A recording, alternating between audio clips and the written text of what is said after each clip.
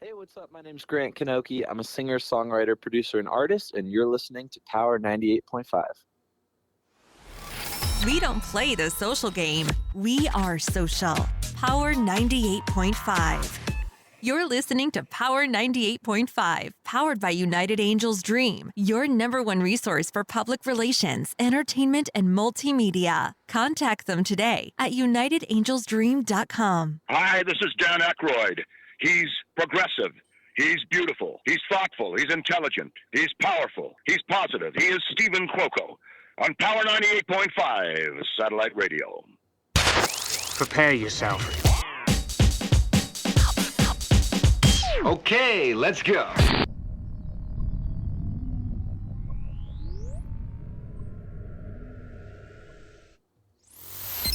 Empowering listeners from the US to the UK. Live on air with Stephen Cuoco.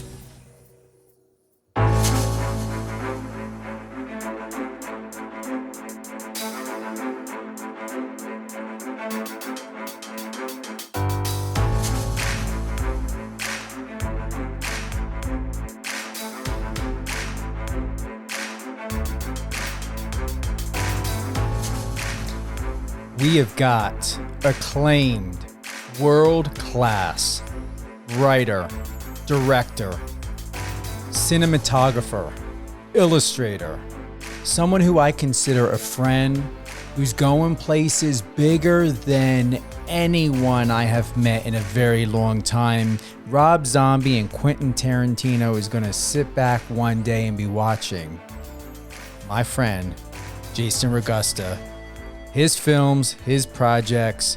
He's doing a lot of great things based out of San Francisco. Jason, welcome to Live on Air with Stephen Cuoco on Power 98.5. Thank you so much, Stephen. And that was one heck of an intro. I'm blushing. And Thank knowing you so that much. you're welcome, that Quentin Tarantino, I'm prophesizing it, and Rob Zombie and everyone else, maybe even Steven Spielberg, I'm telling you, you're heading in a direction. The things that Jason's going to share and drop today, including Symphony, a Clubhouse horror anthology.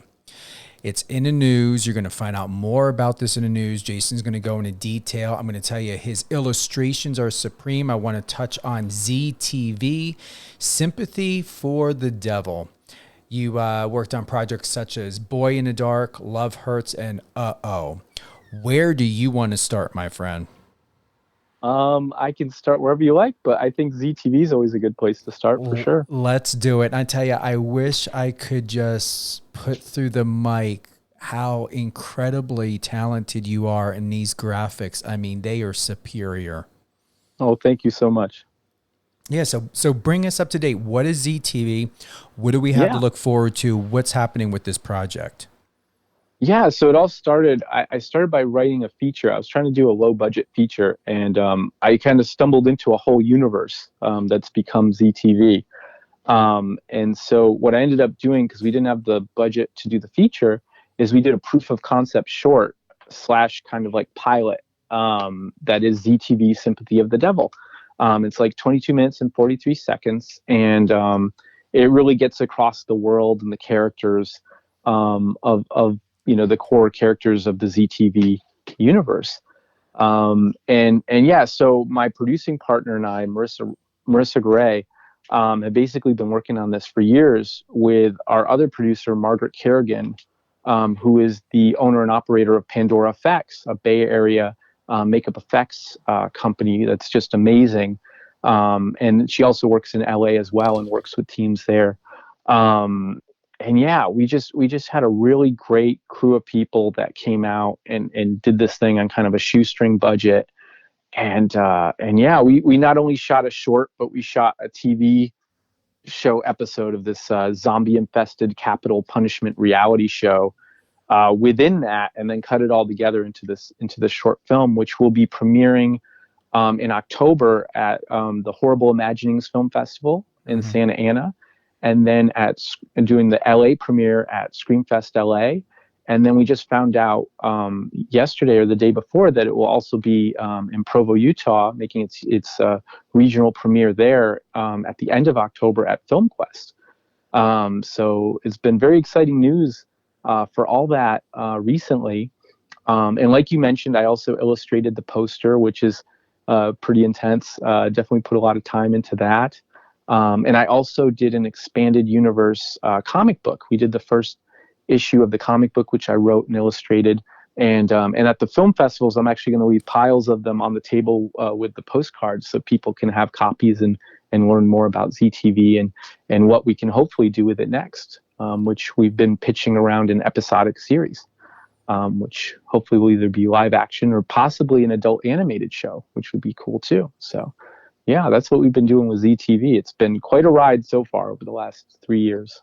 Well, I'm sure you already have, as far as, if memory serves me correctly, the cast part of this, but I really hope someone can fit me into this, because I'm going to tell you, when I saw the graphics, when I looked into this, I'm like, I don't care if I got to play a bartender. I don't care if I got to have a broom in my hand. This is incredible. And I mean incredible of this project that you have on the table. This is a multi-billion-dollar project. I mean, if you think of it, this turns into a series, whatever it may be, this is top-notch quality content.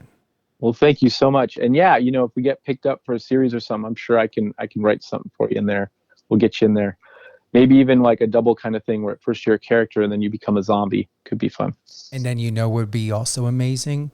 Free PR. Do you know what I would do with this? Yeah, I have some idea. And I always like that. For sure. I would say, Jason, you don't even need to worry about tipping me. I'm going to go ahead and I'm going to go and contact every single person out there. Give me every freaking film still you've got. Let's do it. Seriously. I've got a ton of it. Yeah. My original EPK was like 100 pages, and then I learned to prune that down. Really? So we've got tons of material. That's no problem. Director, writer on ZTV. Stars, you've got Emily Germain, Teresa. Emily Germain. Emily Germain. And Thomas Kokanius, Okay. McAllister Bird, Daniel Sullivan, Mitch and Cheyenne Costanza. It's actually a father and daughter team who are amazing in the film.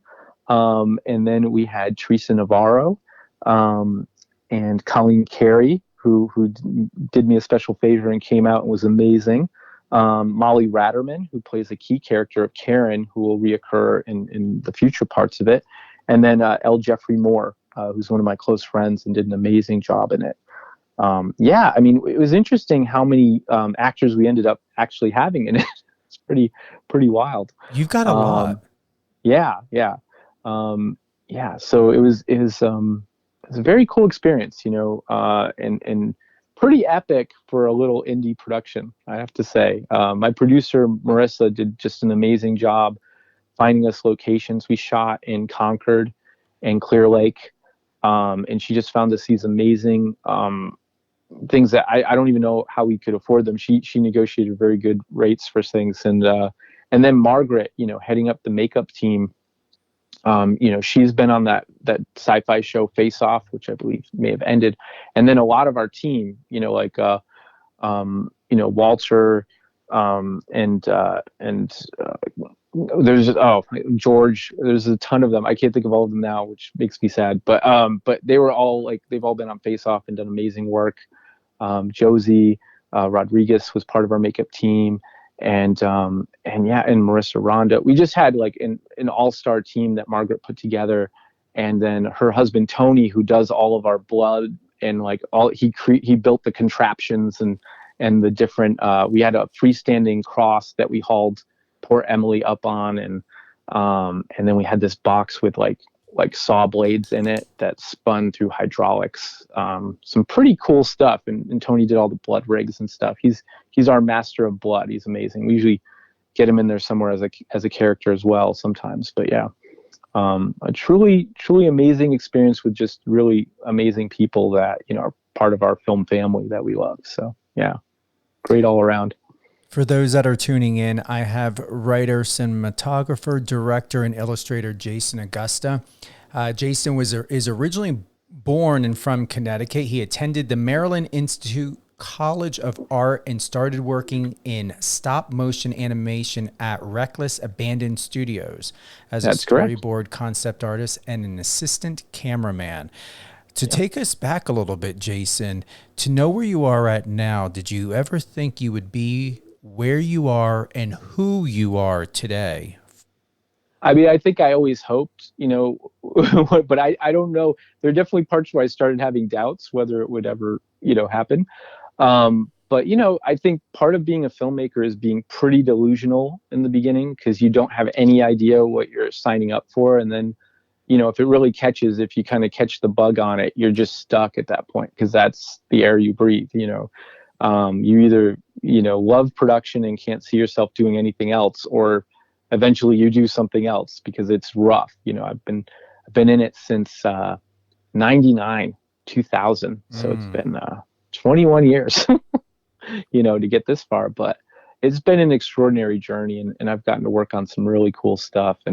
And I don't have any regrets as far as any of that stuff goes. And I'm super excited to be, where I'm at now, and I can't wait for what comes next. We're really hoping to get into some features or, the episodic series, stuff like that.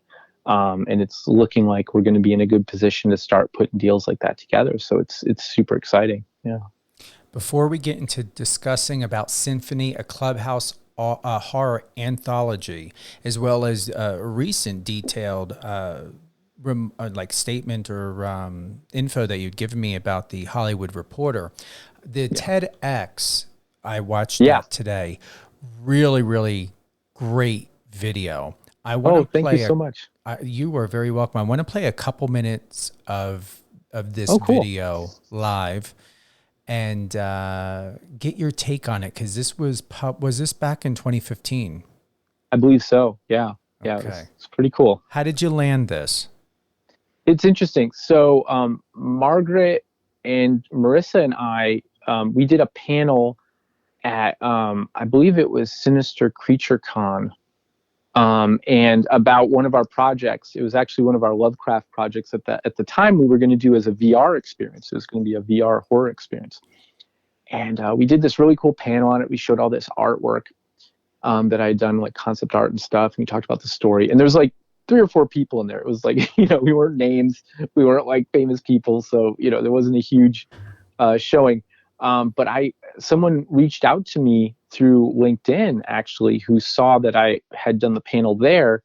And she asked me if I wanted to do a TEDx talk. And I was like, of course, and then I worked really hard on getting the information together, making sure it was like worthwhile and it wasn't going to waste anybody's time, and rehearsed it, feverishly, and then was super nervous right up until the point when I go. And if you watch the beginning, you can even see me take that first breath. It's like terrifying. But what an experience. I mean, and the rush you get when you finish, and people liking it and stuff. It was a very, very extraordinary experience that I definitely cherish. Let's go ahead and take a listen to this clip. I had an overactive imagination. Most people would consider this a gift. But when you're a kid sent to bed at around 8 or 9 at night with insomnia, it's absolutely terrifying. It's the scariest thing in the world. Shapes come out at you out of the darkness, swirling tentacles and teeth and eyes. Every noise that you hear in the hallway or outside your room is some kind of madman with a knife or some kind of monster ready to eat you. Every pair of headlights that pass by your bedroom window is an alien ship coming to abduct you. Needless to say, this was a huge problem for me. And basically, I really needed to solve this problem, so I sought out the answers in available literature to me at the time, and I found it in a children's book. Basically, the book was about this kid who was sent to his room and locked in there, and instead of being trapped in there with his imagination, he used his imagination to devour the walls and open up a whole world that he could explore. He went out in a boat, and he went to an island with a bunch of monsters on it, and he became their ruler. And I was like, this kid's figured out some secrets that I could tap into here. I mean, he's got them working for him. They still wanted to eat him, but for the most part, they were ready to party with him and be his friend. So the next time I laid in my bed and I stared up at that ceiling and I was terrified in the dark, I opened a dialogue with the monsters. And I made a deal with them. I said, I will draw you, I will sculpt you, I will give you flesh in the real world if you'll kind of come along on my side and protect me in the dark. They grumbled agreement, and we've been very good friends ever since. About a year ago, a close friend of mine, Chris Logan, came to me because he was starting a game studio. He wanted me to work as the creative end in the writing and creation of the first game. He came to me with a paragraph that was about this big, that was like a little glimpse or peek into the world of the game that he wanted to create. So it was kind of like one piece of a 40,000 piece puzzle. And he was like, go ahead, make that. And I sat down and you know, I started my career in film as a storyboard artist. So the way that I would create a world back when I was doing storyboards is I'd draw hundreds or maybe even thousands of images to render out every little corner of it. But since then I've become a writer, and facing the daunting task of creating 12 to 17 hours of content versus an hour and a half of a film, I was like, wow, this is a huge, huge undertaking. The key that I found to cracking the problem was actually through the writing of the backstory of the characters.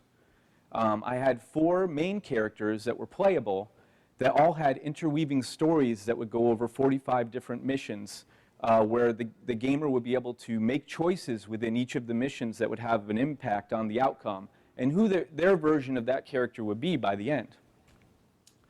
And I cracked a lot of it with the 4 main characters, but one of the most enjoyable and I think the best part of the experience was actually writing the backstories in the bios for all of the non-playable characters, the NPCs. I created 39 of them because I just couldn't stop doing it.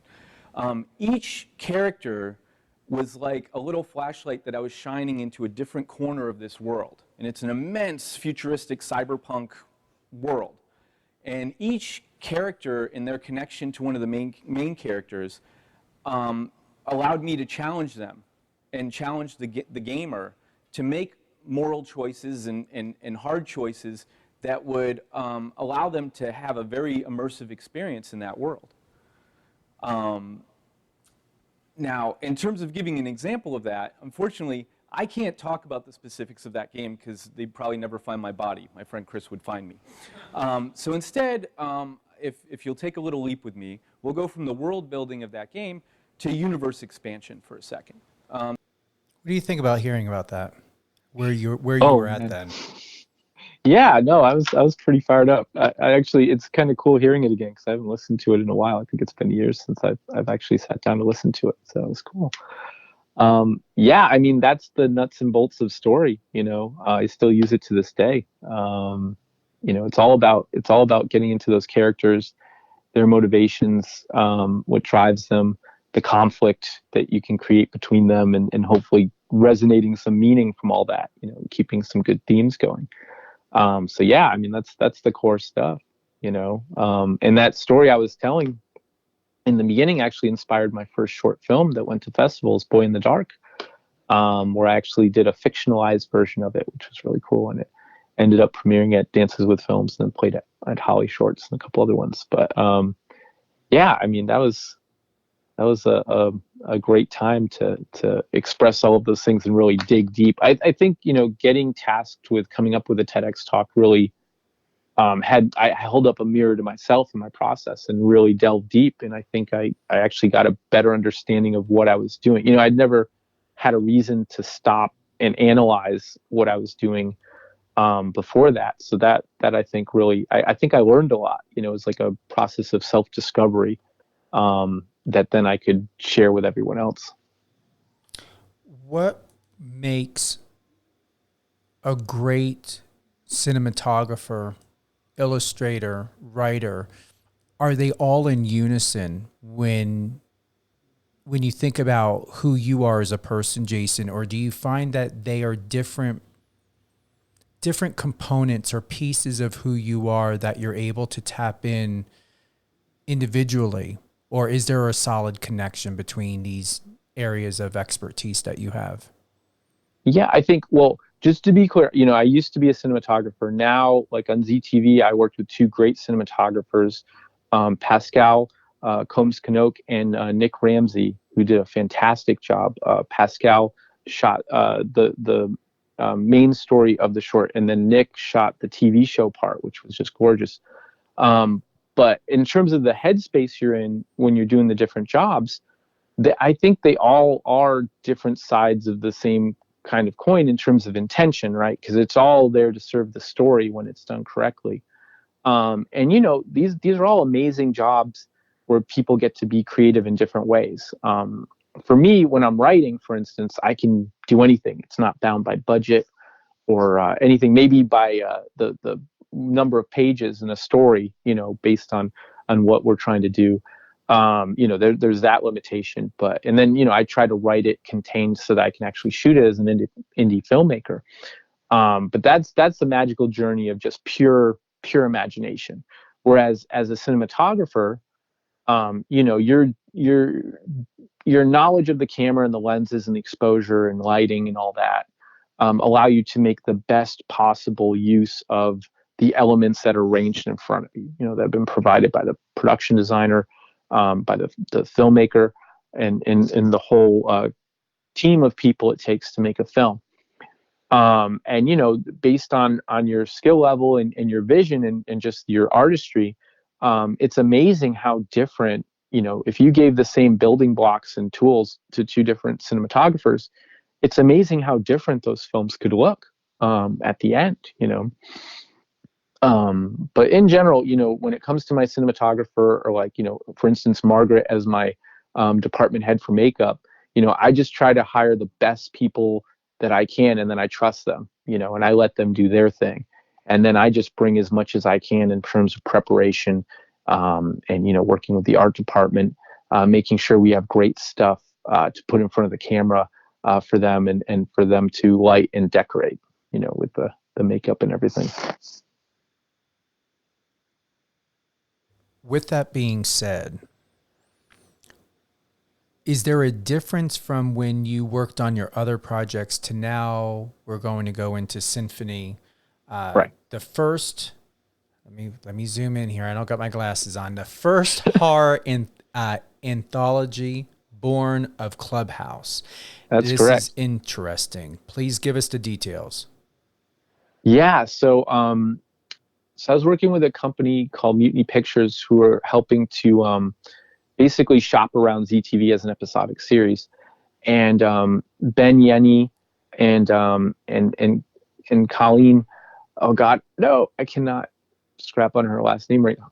That's all right. It's like under pressure, I totally know Colleen's last name. I'm just blanking. I'm sorry, Colleen.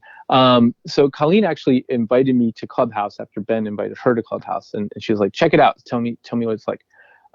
So I went into Clubhouse. I didn't know what to expect. I just did a lot of listening at first. And then I stumbled, of course, into some of the screenwriting rooms. And I remember I was in one of the screenwriting rooms, and there's a guy on stage saying that screenplay structure isn't important to new screenwriters. And me and this guy, Sebastian Bazile, stepped in, and we're like, whoa, you can't tell new screenwriters not to learn screenplay structure. It's important. And it's going to limit where they go with their writing if they don't learn it. Learn the rules, then break them later if you want to, but learn them. And so me and Sebastian bonded a little, and I got, I knew he was a guy to follow, and that I'd like to be in a room he's in. And then I saw one night that there was this room called Horror Anthology, and I had just finished shooting a film called The Alchemist's Daughter, which was meant to be part of a Lovecraft horror anthology. So I was like, oh, I'll go check this out. Sebastian's in there. And then, that was the fateful night that there were 10 of us in the room.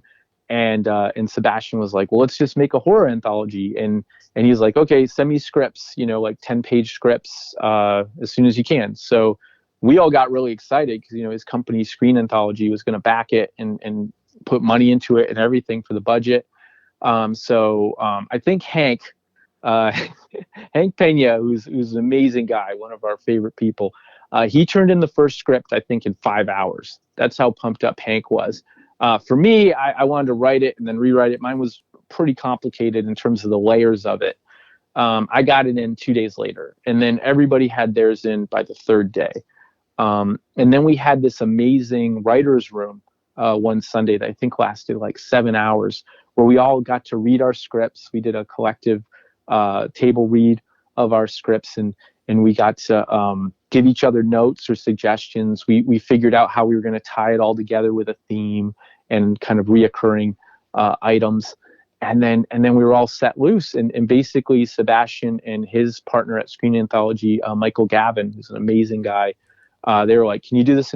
Can you have this ready to shoot in 2 months?" We're all like, "Yeah, we could do that." So of course I call my producer Marissa, and we call up Margaret. And we're like, "All right, we got it. We got to get this thing together really fast." And we got Tony involved. And on this one, we got Christine Garalaga, who's an amazing actress, a Filipino actress that I've been wanting to work with for a long time, and she just killed it. And then Tony, Margaret's husband, he played the Ripper, who's that guy in the clown mask that you see if you go and look at the trailer online, which is on YouTube. It was released through Fangoria. It's also up on the IMDb page if anybody wants to check it out. And then Margaret and Tony's young son, Rurik, actually played the little boy in it, and he's 3 years old. So that led to other interesting complications on set. But I mean, I never had any illusions about directing him. I wrote the role around him, knowing him, because he's like my godson. So I knew him well enough. I was like, okay, he's got an iPad and he's playing on the iPad. That's what he's doing. But what's cool is once we shot it, Rurik did his own thing, and he actually brought a lot to the film that I hadn't anticipated. But the thing is, I know to flow with chaos on set. So when something cool's happening, I'm fine calling an audible and working it in. And he did some really fantastic things, and you can see some of them in the trailer, and we'll be able to see a lot more once the film's released. But basically, Symphony is this amazing thing where, we got to work independently on our little short film, but I also got to work with the other filmmakers and get to know them, get to know Sebastian and Michael. And we all helped each other out. If somebody needed something, we'd help out with VFX or props or whatever we could do, giving opinions on things. We all got very excited. The shooting schedules were staggered on all the shorts, so we were all cheering for each other when it was time to shoot. And yeah, it was just an amazing group of people, and we were very fortunate. I mean, it's basically a very diverse group of filmmakers and directors and writers from around the world, who came together just in one fateful night in that clubhouse room. And, it just came down to Sebastian being so excited about stories and filmmaking and having such an open heart and just, I mean, people don't do that. Like I've been in this for 20 years. I've never been in a situation where someone was that open to just facilitating our visions and letting us tell our stories. And it was really a magical thing. And I'm thankful to this day that I happen to be there. I guess it's fate or whatever. And I'm super excited about it, but also just to meet the other filmmakers who are now some of my closest friends. I'm just, so happy to have been a part of it. So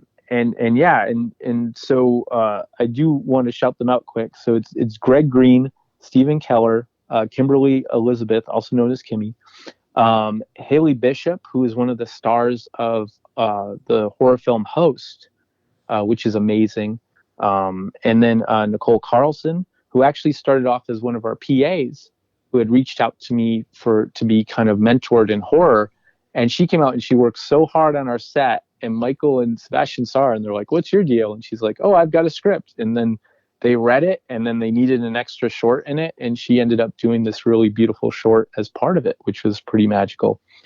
Jason Wilkinson, Mark Pritchard, and Baraka Noel. And then, of course, Hank, who wrote an amazing script as well as part of it. So originally. So, yeah, it's just been an amazing experience. And then today, there was an article in the Hollywood Reporter about it, and about the next chapter of the anthology, which currently there's submissions open. So if anybody out there wants to write a short horror film that's like 7 to 10 pages, and they can do it in the next couple weeks because it's due before September 16th, they will need to join Clubhouse, though, in order to be a part of it, because everybody needs to be through Clubhouse, just in the spirit of what the first one was. But just take it from me, it's worth it. It's an amazing opportunity. If anybody has questions of it, they can get on there and DM me either through Instagram or Twitter or whatever. I'm easy to find. It's just Jason Ragosta on most of the platforms. But yeah, it's a super cool experience. So I definitely encourage people to check that out and get involved if they can. I'm going to read this little piece here. Symphony, a horror anthology that explores various aspects of the human condition as each character traverses through tragedies caused by a supernatural entity.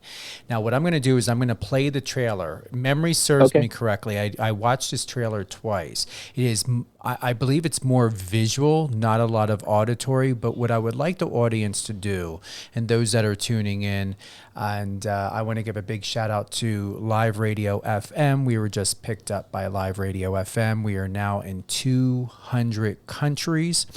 Congrats, that's amazing. I mean, I never thought.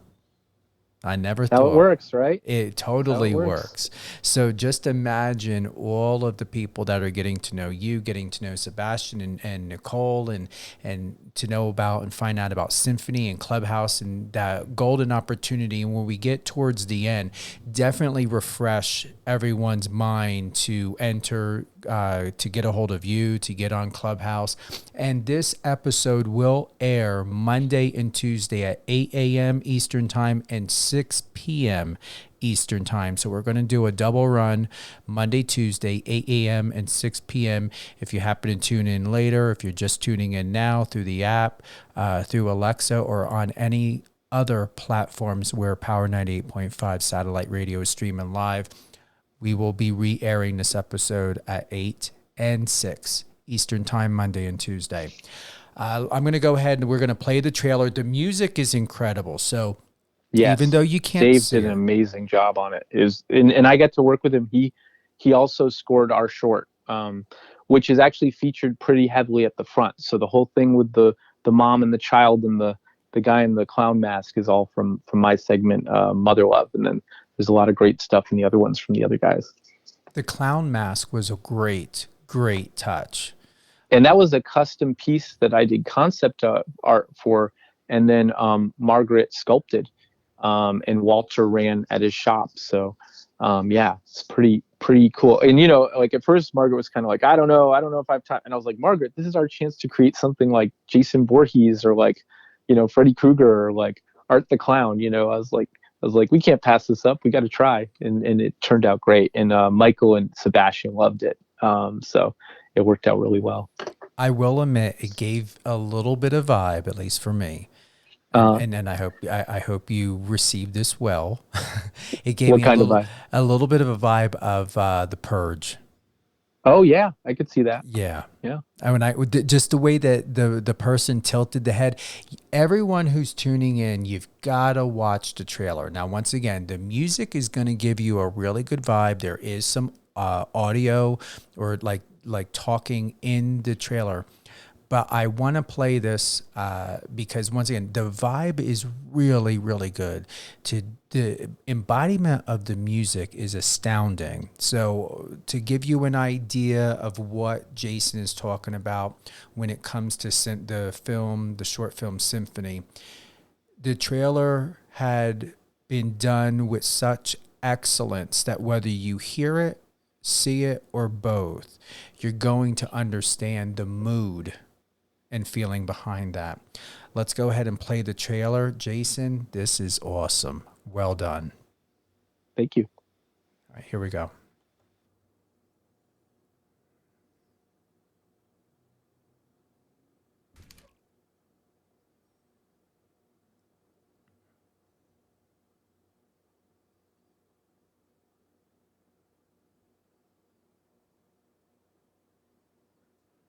It's coming up. We just had to bypass an ad. Hold on. Oh, yeah. There you go. Clocked a dozen victims so far. Please don't make me think about that stuff right now. It's too long. Here alone in the cold. It's just me who hears you call. It's just the stuff.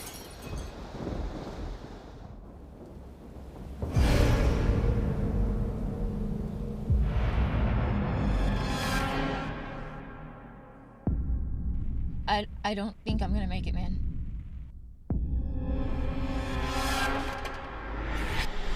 Robert, are you okay?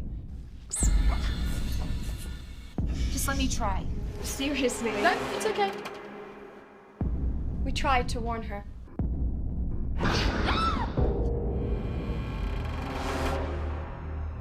Perhaps it's time to head back.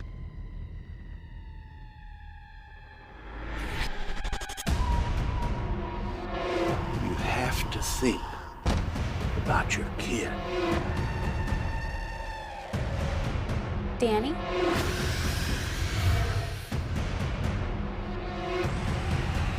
I'm scared by him. Something isn't right. It feels like something's taking control.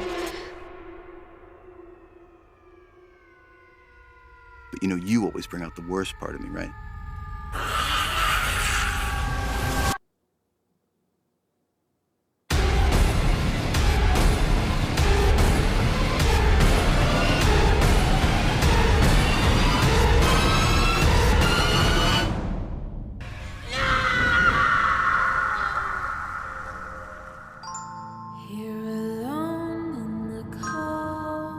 I'm telling you, I got chills just to even listen to that. And then the clown face at the end is remarkable.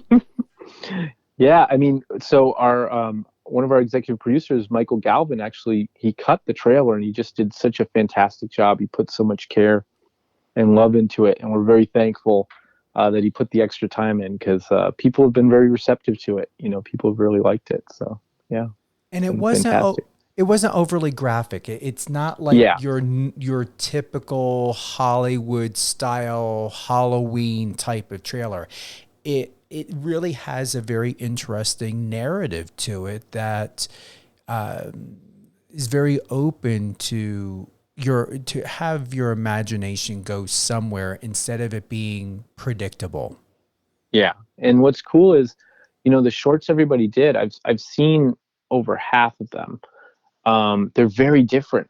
You know, everybody did such a different thing, and it's so cool. So there's a really nice variety of stories too within it. It's not like seeing the same kind of thing over and over again. So I think it'll be very entertaining once it's all put together, or once it gets released, because it is actually pretty much completed, but and done. But we haven't seen the final yet. I think we're going to see it this week or next week. We're going to have a little private viewing of the film with the filmmakers to see it. We're super excited for it. Are there any surprises or anything that we have not covered yet? Anything that has not been mentioned that we should have in discussion right now? About anything, projects, films, something that the media doesn't even know yet that you want to drop first here live on air with Stephen Cuoco on Power 98.5. What comes to your mind?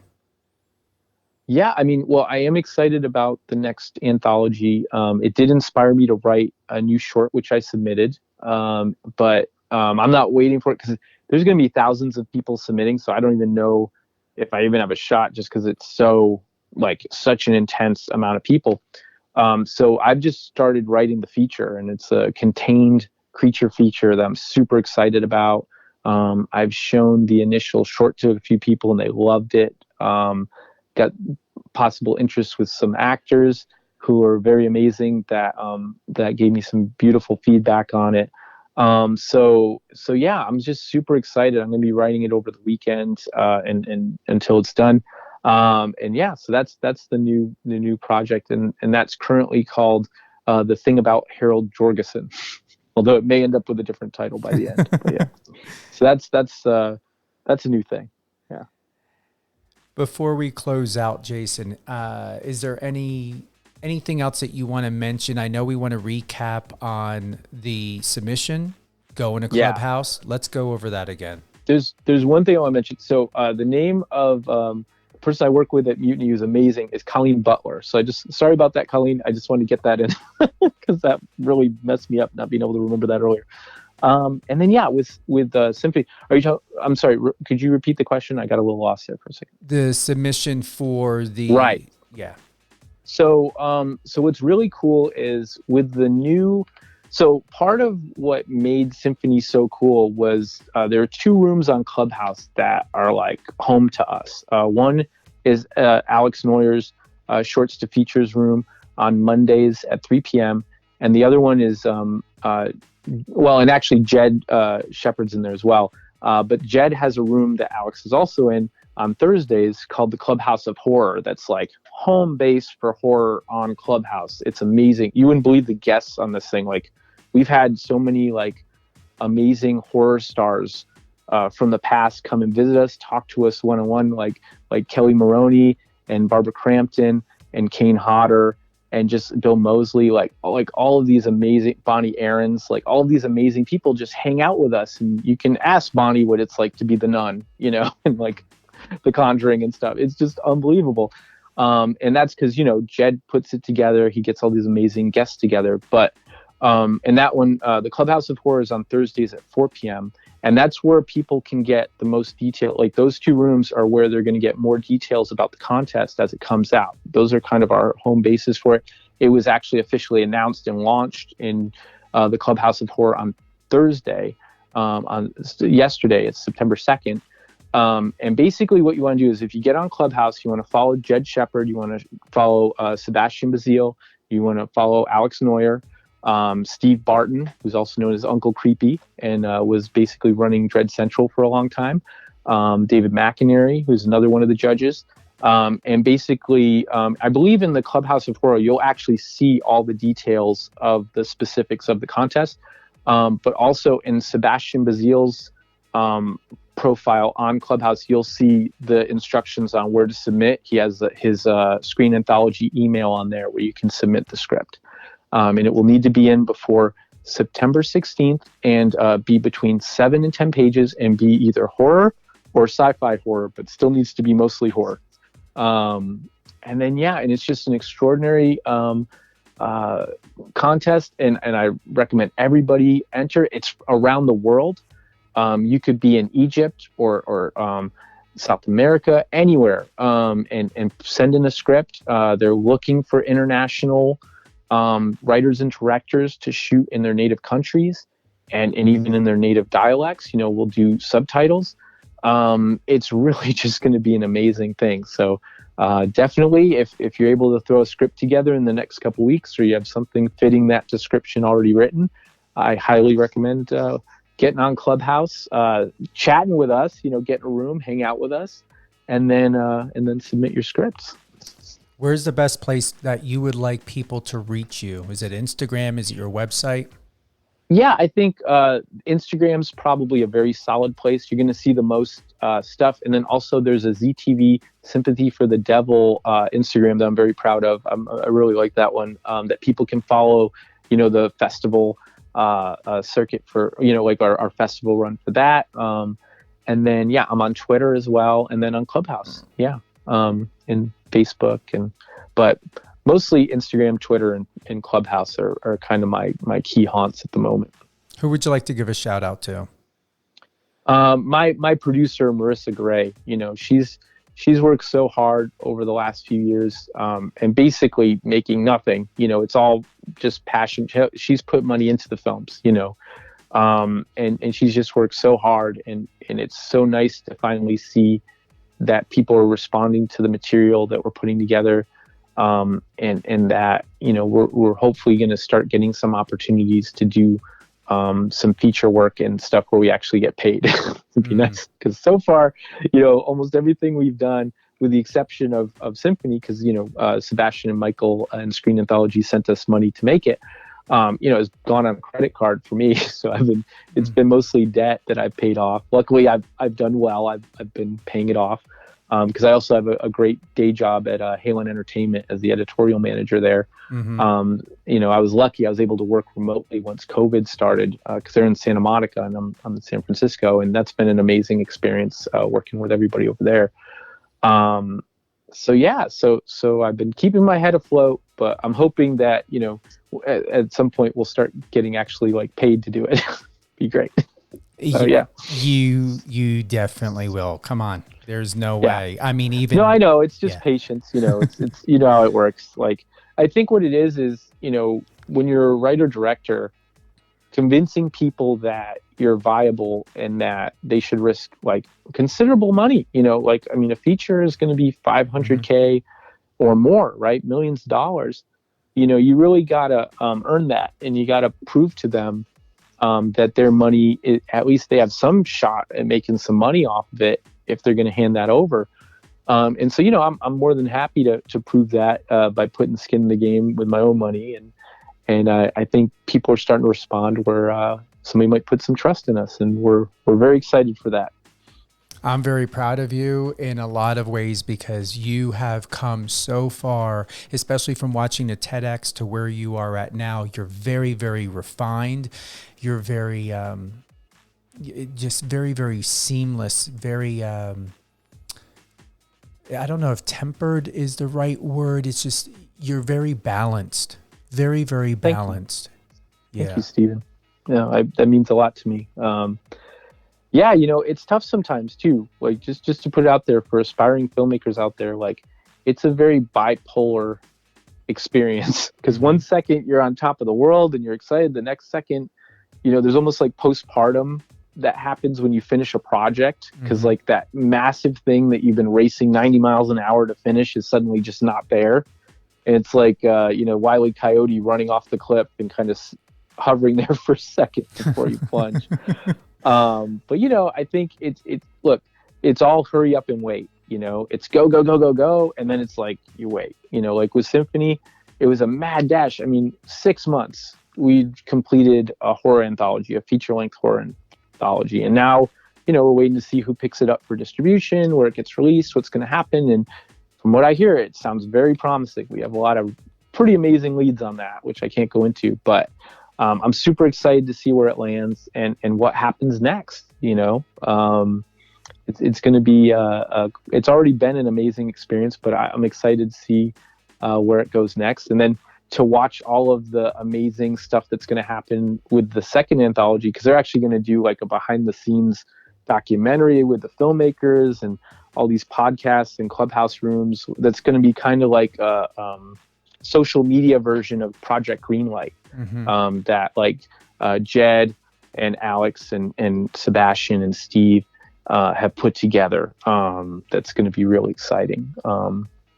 So I just can't wait to see who they find and how all that turns out. And meanwhile, the first one's going to come out and everybody's going to get to watch it and enjoy it. And that's going to be a very exciting experience for me and the other filmmakers from the first one. So yeah, it's just a really fantastic thing. Love it. Thank you so much, Jason Ragosta, writer, illustrator, director, and someone who's I consider a friend. I usually don't jump from acquaintance to friendship, but it's been a wonderful journey that I've been having and experiencing with Jason, from our phone conversations to, having him live here on Power 98.5. Jason, thank you very much for being with us here tonight, live on air with Stephen Cuoco, and plug in one more time where everyone can go ahead and reach out to you. Sure. Well, first of all, I just want to thank you so much, Stephen, for having me. It's been a pleasure. And I do value your friendship as well. So yeah, Instagram. So find me, Jason Ragosta, on Instagram, Twitter, and on Clubhouse. Come hang out with us on Clubhouse in the horror rooms or the shorts to feature room, and come chat with us. And if you're wondering how to spell Jason's last name, it's Ragosta, Ragosta. That is correct. Yes. Because you never know. It's true. It can go any which way.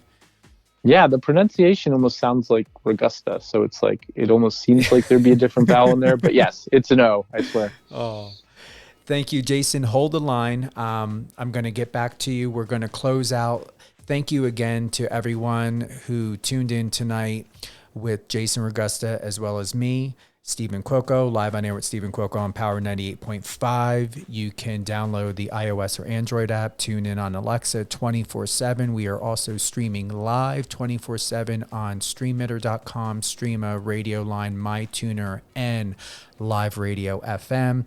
We are in 200 countries and counting. I want to thank you, to everyone here and all around the world, for your support, for your love, for your generosity.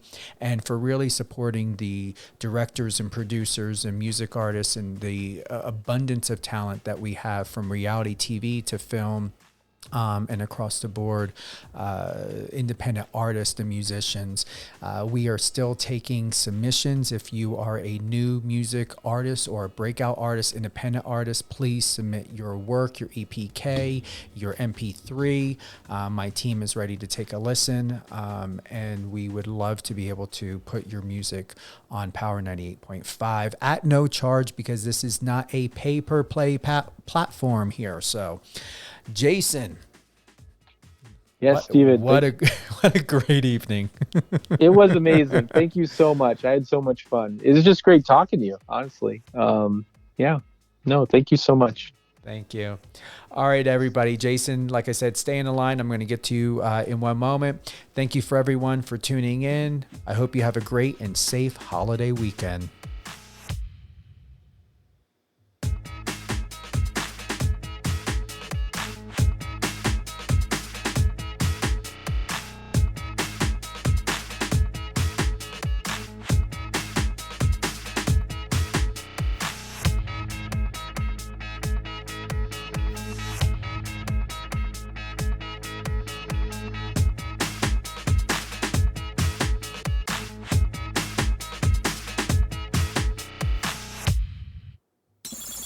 Friend us on your socials and let's connect.